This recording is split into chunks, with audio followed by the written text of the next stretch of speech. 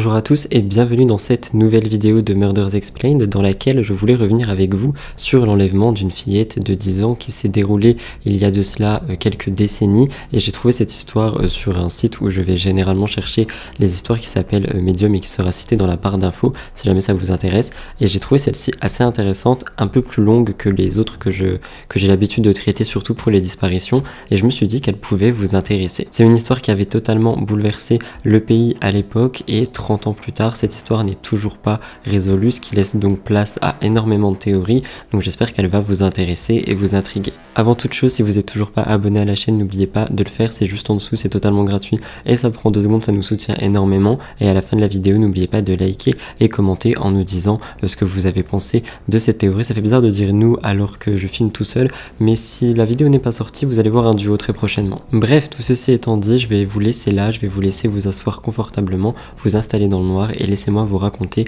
l'histoire de Amy Mihaljevic.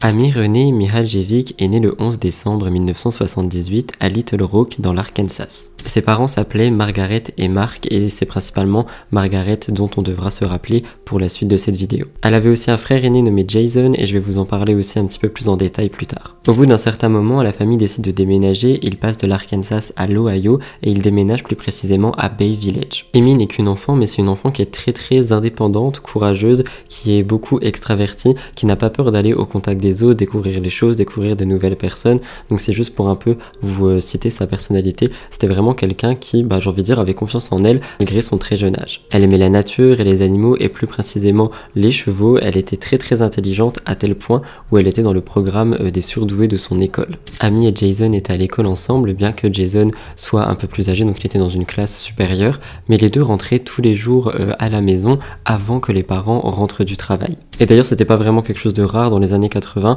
parce que leur ville surtout, c'était un petit village qui était assez sécurisé, il se passait jamais rien de mal, donc il y avait vraiment pas à s'inquiéter du fait que les enfants rentrent tout seuls et restent tout seuls à la maison un petit moment. D'ailleurs dans ce genre de village, Amy et Jason, quand ils sortaient dehors, ils avaient le droit de rester dehors jusqu'à ce que les lampadaires s'allument, signal qui voulait dire qu'il allait bientôt faire nuit. Amy avait aussi une meilleure amie qui s'appelait Kristen, et les deux étaient vraiment toujours ensemble, à tel point où les parents de Kristen catégorisaient Amy comme leur fille adoptive parce qu'elle passait vraiment beaucoup de temps chez eux, et puis elle était vraiment liée d'amitié avec Kristen. Pour vous donner des petites anecdotes, à l'été 1989, ils vont créer des flyers en fait, comme si elles allaient faire du babysitting, ce qui n'est pas le cas, hein, elles étaient beaucoup trop jeunes, mais parce qu'elles avaient envie de s'amuser et de créer quelque chose pour se faire rigoler à cette époque, mais c'est pour vous montrer qu'elles étaient vraiment liées par des passions communes, des choses dans le genre. Amy et Jason ont fréquenté le collège de Bay Village, et dans cette école, les enfants plus âgés sortent 1 heure plus tard que les enfants plus jeunes, ce qui veut dire chaque jour, Amy sortait de l'école à 14h05 et elle rentrait seule, et son frère lui rentrait à la maison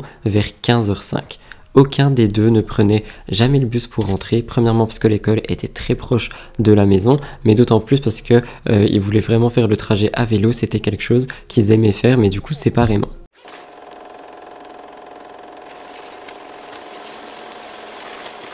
Le vendredi 27 octobre 1989, Amy est partie à l'école portant une combinaison de survêtements vert clair, un coupe-vent blanc, des bottes d'équitation noires, des boucles d'oreilles turquoises à la tête de cheval, et elle portait un sac à dos qui avait un cahier noir à l'intérieur où il y avait une étiquette qui était notée que c'était la meilleure de la classe. Quelque chose de différent va se passer ce jour-là, comme vous l'avez vu au titre de ma rubrique, et en vrai c'est très effrayant parce que quand on va se rendre compte de tout ce qui va suivre, on va se dire mais comment est-ce que ça a pu se passer à ce genre d'endroit. Ce jour jour-là, précisément, un policier va venir et va dire à plusieurs élèves de ne pas parler à des étrangers, que ça pourrait être dangereux, qu'il ne faut vraiment pas communiquer avec des gens qu'on ne connaît pas, surtout plus âgés. Et le soir même, Amy devait rentrer à la maison, mais elle avait dit à sa mère qu'elle resterait plus tard pour auditionner à la chorale de l'école, mais c'était un mensonge parce qu'en fait elle voulait aller voir un homme qui l'avait appelé et qui lui avait dit qu'il voulait faire un cadeau à sa mère. Cet homme s'est donc fait passer pour un ami de la mère de Amy pour pouvoir tendre un piège à Amy, comme vous allez le comprendre,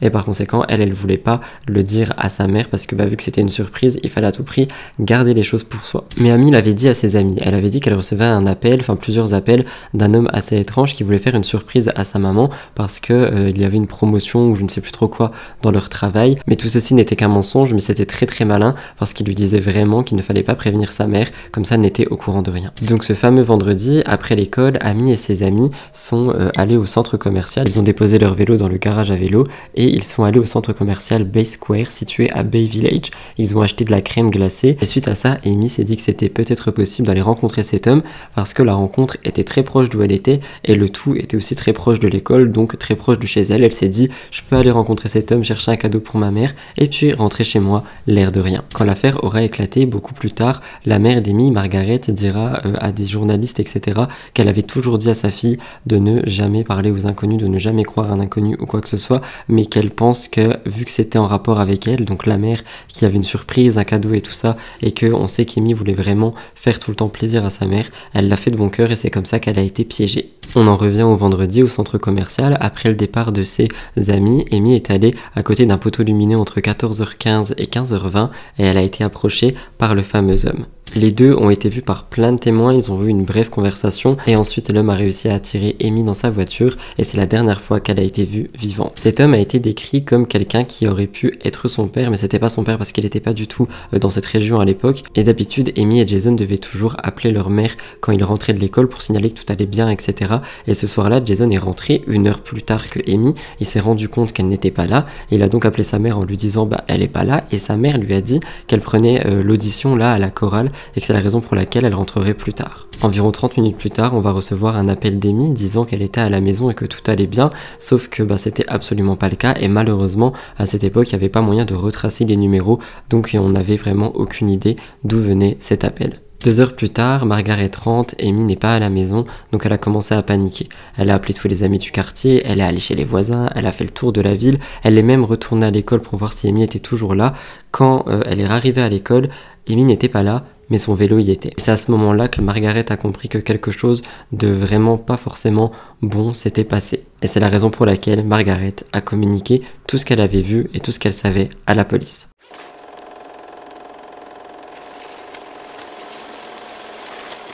Les autorités sont immédiatement rentrées en action et ont décidé de fouiller tout ce qu'ils ont pu. C'est quelque chose qui n'était pas vraiment courant à cette époque, il faut le souligner, et surtout pas dans des petites villes comme ça. Peut-être pour un enfant un peu plus vieux, mais c'est pas beaucoup pour des enfants de cet âge, parce que je rappelle qu'Amy avait 10-11 ans. Ça s'est vraiment transformé en chasse à l'homme géante. Il y avait au moins 150-200 officiers, suivant les recherches et les sources que j'ai trouvées, qui cherchaient Amy. Il y avait des tonnes et des tonnes de personnes qui faisaient des patrouilles, des fouilles, etc.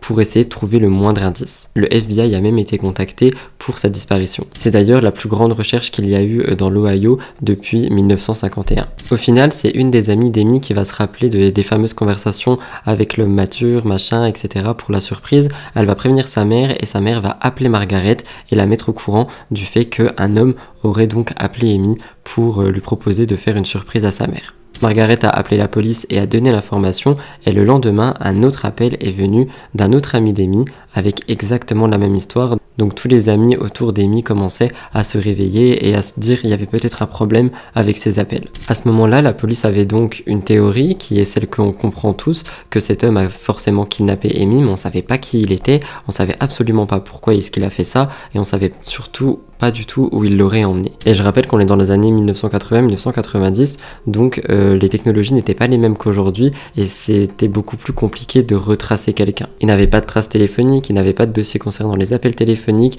ils avaient seulement les appels de longue distance, il n'y avait pas beaucoup de caméras de sécurité dans les villes, etc. Donc c'était vraiment beaucoup plus compliqué qu'aujourd'hui. Heureusement, la police pouvait compter sur le témoignage de plusieurs personnes qui voulaient décrire cet homme, mais d'un autre côté, les descriptions n'allaient jamais ensemble. On avait des personnes qui disaient que l'homme avait entre 25 et 35 ans, d'autres entre 35 et 45, qu'il y en a qui disaient qu'il était chauve, mais d'autres qui disaient qu'il n'était pas chauve, qu'il portait des lunettes, oui ou non. Donc c'était assez compliqué, mais on a pu comprendre qu'à 15h30, elle était avec lui. La police a quand même réussi à faire 2 portraits robots de cet homme qui s'affichent à l'écran, et le FBI avait aussi préparé une description de cet homme en fonction de ce à quoi il ressemblerait le plus probablement par rapport à tous les témoignages qu'il y a eu. Donc vous voyez à l'écran le portrait robot qui en est sorti. Tout le monde a commencé à dire que cet homme devait être socialement marginalisé, qu'il vivait certainement seul, qu'il se déplaçait beaucoup, qu'il n'avait pas vraiment un emploi stable, donc peut-être qu'il avait d'autres occupations à côté, mais qu'apparemment aussi ça serait quelqu'un qui raterait beaucoup le travail.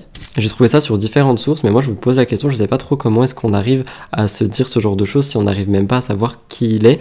Peut-être dû à des informations qui sont restées confidentielles, je sais pas, mais moi selon mes sources, du moins sur les sites français que j'ai pu trouver, s'ils ont vraiment dit ces choses-là, et j'ai noté en dessous, demander à la communauté de comprendre comment est-ce qu'ils peuvent trouver ce genre d'informations par rapport à quelqu'un sans savoir qui il est. La police avait aussi demandé aux populations de veiller à toute personne dans leur entourage, etc., qui aurait pu changer de comportement, tomber dans la drogue, devenir violent, se reconvertir dans une autre religion, arrêter son travail, plein de choses dans le genre qui pourraient peut-être semer un doute sur quelqu'un. Le temps passe, aucun signe d'Amy et aucune information est sortie sur l'endroit où elle peut se trouver. La police a fini par interroger des centaines de personnes, il y a eu de nombreux suspects, malheureusement ils ont tous été exclus, donc je les ai pas nommés pour cette vidéo, mais je les ai trouvés en ligne si jamais ça vous intéresse, et au fur et à mesure les parents ont commencé à perdre espoir et ont commencé à penser qu'ils ne reverraient jamais leur fille.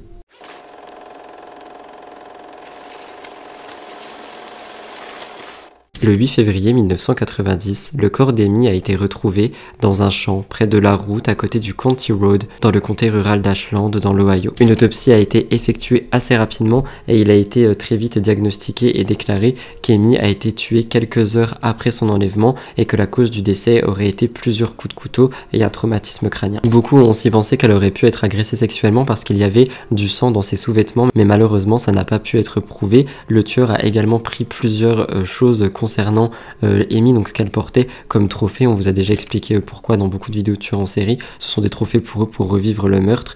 Amy a été retrouvée sans ses bottes, sans ses boucles d'oreilles, sans son sac à dos en jean et sans son cahier. Un autre truc bizarre, c'est qu'à environ 1 km de son corps, il y avait un rideau et une couverture verte. C'était très sale et très vieux comme vous le voyez à l'écran et ça a été pris comme preuve et examiné. Ils ont trouvé l'ADN de Amy sur cette couverture et des poils de chien qui correspondaient au chien qu'elle avait avec sa mère et son frère. Il y a aussi des fibres dorées et bronzées qui ont été retrouvées sur son corps. Gardez cette information, on va s'en servir juste après. Et ils ont aussi retrouvé du ruban adhésif à côté de son corps qui contenait 3 morceaux de cheveux et les cheveux ne correspondaient pas à l'ADN de Amy ni de quiconque dans sa famille. Donc la police a absolument tout fait pour essayer de trouver un match à cet ADN. Ils ont essayé de faire matcher ça avec les données qu'ils avaient, mais malheureusement ils n'ont pas réussi.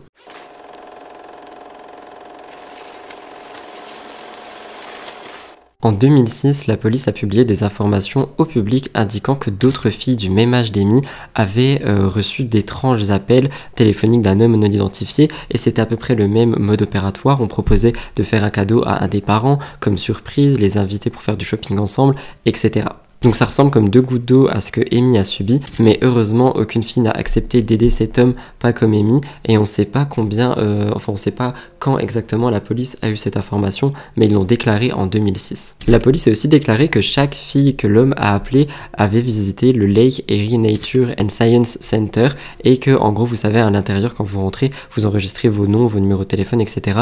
Et toutes les filles sont passées par ici, même Amy était allée dans ce centre, donc on se dit que c'est quelqu'un qui pourrait être lié à cet endroit. Malheureusement, la liberté d'information ne s'appliquait pas aux fondations privées et la police n'a pas pu mettre la main sur ce registre pour essayer d'identifier l'homme. Et c'est triste à dire, mais plus le temps passe et plus les gens se désintéressent de cette disparition, en fait, de cet enlèvement, et malheureusement c'est en train de devenir un cold case à ce moment-là. Pourtant on a essayé d'aider. En mars 2014, le FBI a annoncé une récompense de 25 000 $ à toute personne qui aurait des informations. Elle a même été augmentée de 2 000 $ en 2015. La police pense également que si quelqu'un peut indiquer d'où vient bien cette couverture ou quoi que ce soit, le truc vert qui est vraiment sale, ça aurait pu beaucoup aider puisque la couverture ressemblait à une couverture totalement normale, mais le rideau lui avait un motif cousu spécifique et on aurait pu le retracer, mais malheureusement on n'a pas pu le faire. En 2018 on a eu une piste entre un voleur d'identité, mais malheureusement pareil ça n'a pas matché et il faudra attendre 2019 avant que la plus grande avancée pour cette affaire se fasse.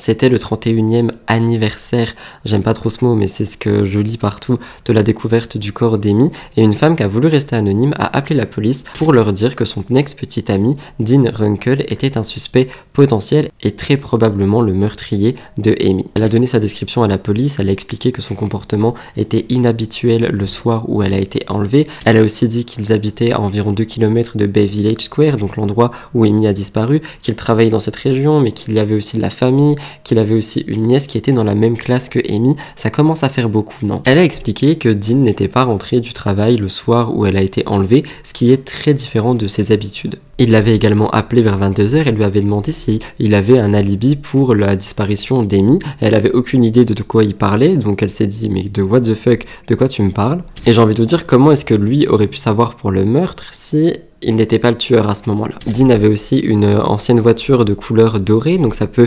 expliquer les traces dorées qu'il y avait sur le corps d'Amy, c'est pour ça que je vous ai dit de garder ce détail. Dean a également été vu par des témoins dans la région où le corps a été retrouvé, le jour exact où le corps a été retrouvé, donc ils ont essayé de vouloir le piéger, ils ont placé une voiture de police à cet endroit pour voir si Dean pourrait repasser là, parce que vu qu'il avait pris des trophées, ça doit être le genre de tueur qui repasse sur les lieux du crime, etc. pour revivre le meurtre ou quoi que ce soit. Et en effet, la voiture de Dean est passée un certain jour quand la police était en train de faire une planque sans raison parce qu'il ne devait pas être dans la région à ce moment-là. Mais les choses vont être de plus en plus bizarres. Dean va rentrer tout seul dans un poste de police et il va dire qu'il a des déclarations à faire par rapport au meurtre de Amy sur aussi sa mère. Et donc par rapport à Amy, il dira qu'il a déjà parlé à Amy au téléphone parce qu'il pensait parler à Margaret, que s'il lui a parlé au téléphone une nouvelle fois c'est parce qu'il a appelé le mauvais numéro. Donc en vrai juste il se bafouille totalement face aux policiers.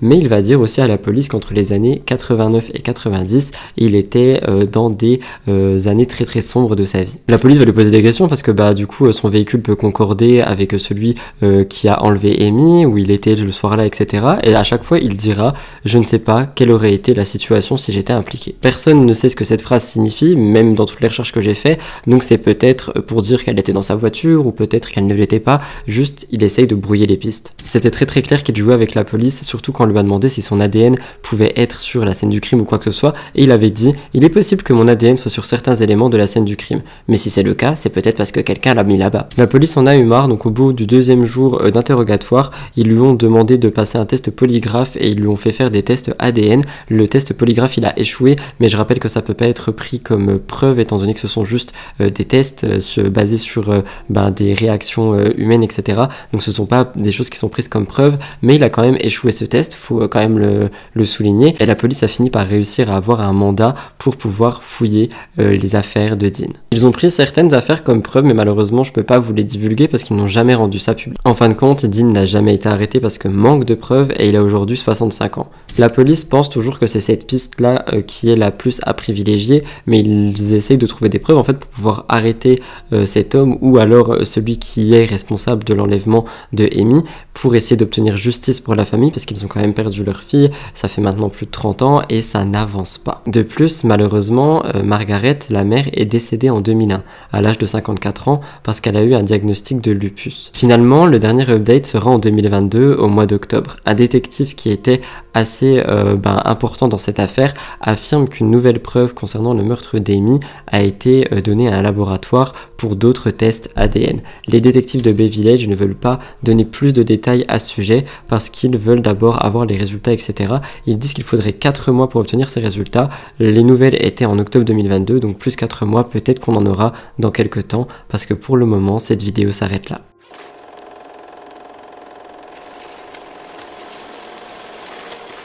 Pour conclure, voici un petit peu ce que j'ai trouvé au niveau des théories. Le corps d'Amy a été retrouvé à environ 1 km de la route, donc si quelqu'un, par exemple un coureur, pouvait le trouver, comment est-ce qu'il a pu être retrouvé que le 8 février? Parce qu'il était en décomposition avancée et par conséquent, soit on l'a déposé là-bas au dernier moment, soit personne n'est passé là, mais c'était une route qui était assez fréquentée. Selon les médias, le corps aurait été resté là-bas depuis 2 mois, mais il y a beaucoup de gens qui n'y croient pas et qui se disent qu'il a été déposé au moment où il a été retrouvé en 1990, donc c'est une des premières théories qui est autour de cette affaire. Et du coup, des questions se posent. Qu'est-ce qu'on a fait de son corps avant ça? Est-ce qu'on l'a vraiment agressé sexuellement? Parce qu'il a été trouvé gravement décomposé, comme je l'ai déjà dit, et on n'arrive pas à comprendre ce qu'on a pu faire à Amy. Et évidemment, on peut se demander aussi si on a affaire à un tueur en série, étant donné qu'on a un mode opératoire, quelqu'un a recommencé à faire des appels, et surtout, il a pris des objets appartenant à Amy, la boucle d'oreille, etc. Et il est revenu pour revivre le crime sur l'endroit du crime plusieurs fois. Et du coup, on peut se demander si on a affaire à un tueur en série. C'était les théories que j'ai trouvées par rapport à cette histoire. J'attendrai évidemment les vôtres dans les commentaires. Je sais pas si vous avez remarqué que j'étais un peu plus décroché par rapport à cette vidéo, mais c'est parce qu'elle m'a beaucoup touché. En fait, c'est une enfant qui a strictement rien demandé et qui a juste voulu être gentille, et elle se retrouve dans une situation pas possible au point d'être tuée sans raison. On sait toujours pas pourquoi, on comprend pas, donc je trouve ça vraiment triste et j'espère sincèrement qu'un jour il y aura justice pour cette famille. Je vous laisse là pour cette vidéo, j'espère qu'elle vous a intéressé et intrigué. Si c'est le cas, n'oubliez pas de liker, commenter et vous abonner. Je vous retrouve dans 2 jours pour une nouvelle histoire horrifique, et encore une fois, si vous avez des envies particulières, nos commentaires sont ouverts pour les vidéos à 2 ou pour les vidéos solo. Je vous embrasse très fort et je vous retrouve dans 2 jours.